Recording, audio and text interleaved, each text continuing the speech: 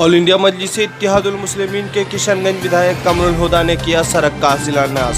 साथ ही साथ उन्होंने छठ घाट का भी शिलान्यास किया और यहां के हिंदू मुस्लिम एकता का पैगाम दिया। खास वीडियो आपको हम दिखाएंगे जो छठ घाट के मौके पर विधायक ने लोगों को संबोधित करते हुए क्या कहा।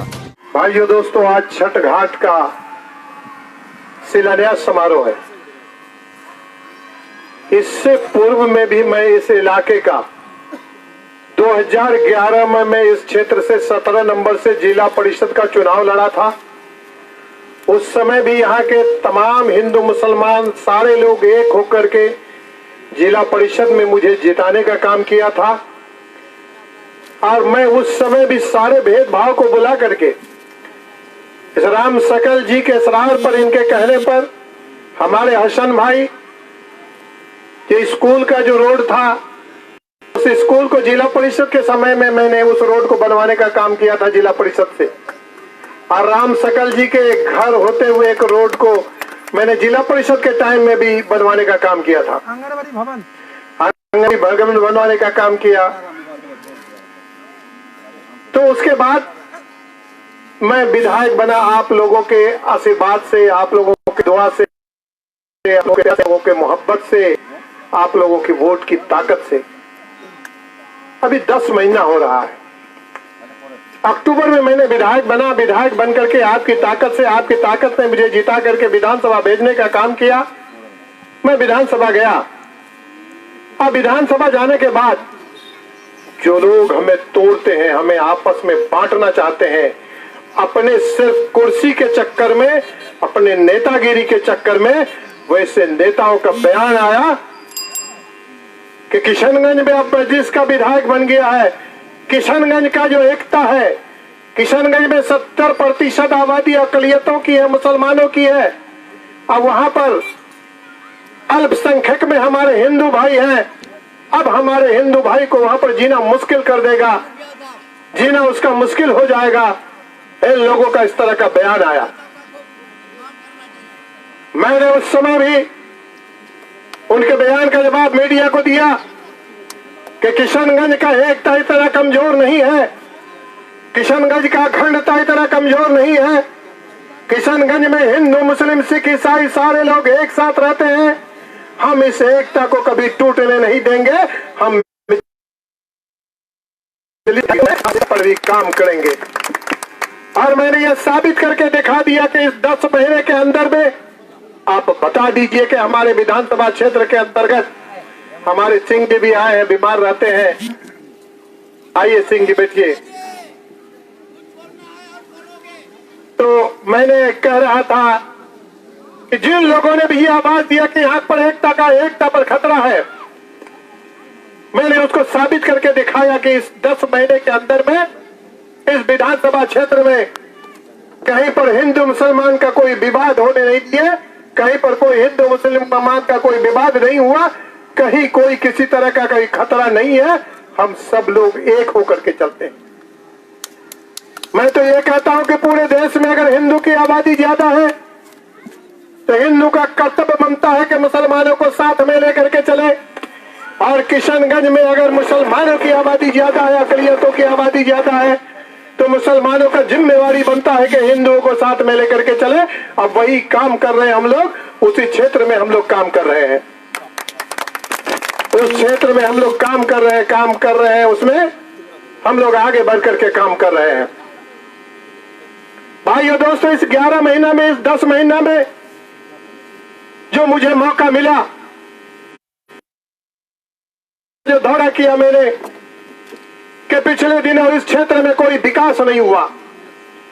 पूर्व के जितने भी विधायक आए, जातिवाद के नाम पर भारतीय जनता पार्टी वाले आते थे और भारतीय जनता पार्टी का वोट, भारतीय जनता पार्टी के नाम पर हिंदू भाई का वोट बटोर करके लेके चले जाते थे और मुसलमानों को एकजुट करके बोलता था कि अगर हमें वोट नहीं दोगे तो भारतीय जनता पार्टी जीत जाएगा। लोग जीत करके चले जाते थे और जाकर के पटना में बैठे रहते थे। इलाके का कोई विकास नहीं होता था, विकास के ऊपर किसी का ध्यान नहीं था। यहाँ पर जो अन्याय और अत्याचार, चाहे वो पुलिस प्रशासन के द्वारा हो, चाहे ब्लॉक में बीडीओ और सीओ के द्वारा हो। हमारे आदमी जब ब्लॉक और बीडीओ और सीओ के यहाँ पर जाते हैं, उनका काम नहीं होता था। नहीं होने का कारण था कि इस क्षेत्र का कोई गार्जियन नहीं था, इस क्षेत्र का कोई देखने वाला नहीं था।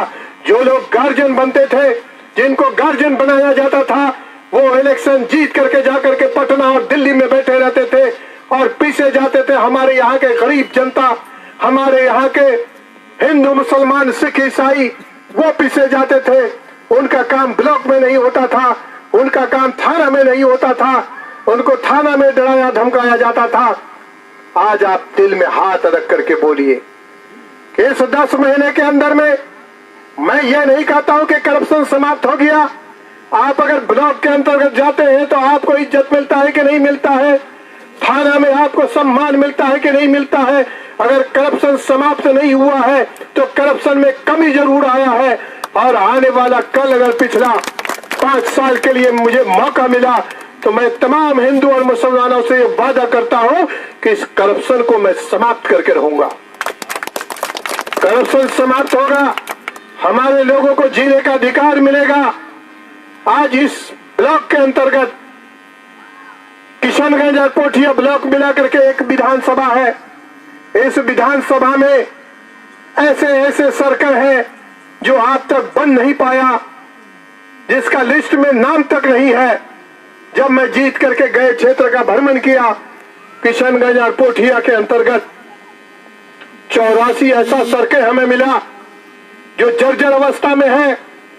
उन सड़कों को मैंने अपने लिस्ट में लिया और लिस्ट में लेने के बाद उनका सूचीबद्ध तरीका से अपना लेटर पैड में बना करके पटना में जाकर के प्रधान सचिव को देने का काम किया। वहां से स्वीकृति दिलवा करके विभाग को भेजने का काम किया और वो विभाग अभी काम करने ही वाला था कि तब तक लॉकडाउन लग गया।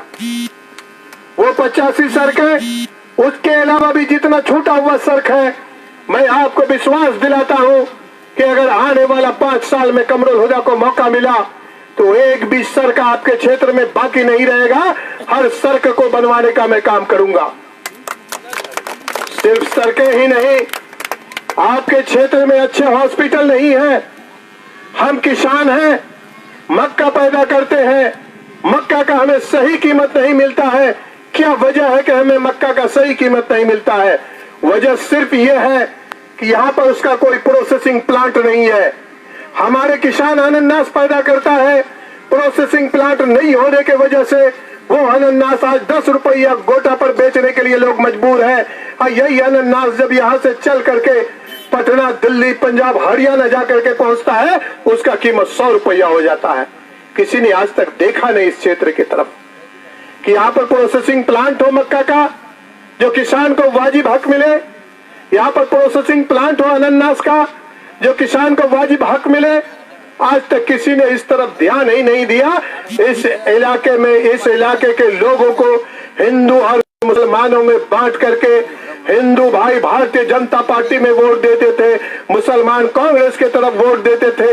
ये वोट का बंटवारा करके, वोट का डिवीजन करके यहाँ पर लोगों के ऊपर में राज करने का काम करता था। मैं आपको बताना चाहता हूँ कि इस डिवीजन को आप बंद कीजिए, एक होकर के आप लोग एक हो जाइए, हिंदू मुसलमान एक होइए, विकास को आगे देखिए, विकास को देखिए कि विकास कैसे करके हमारे इलाके में होगा।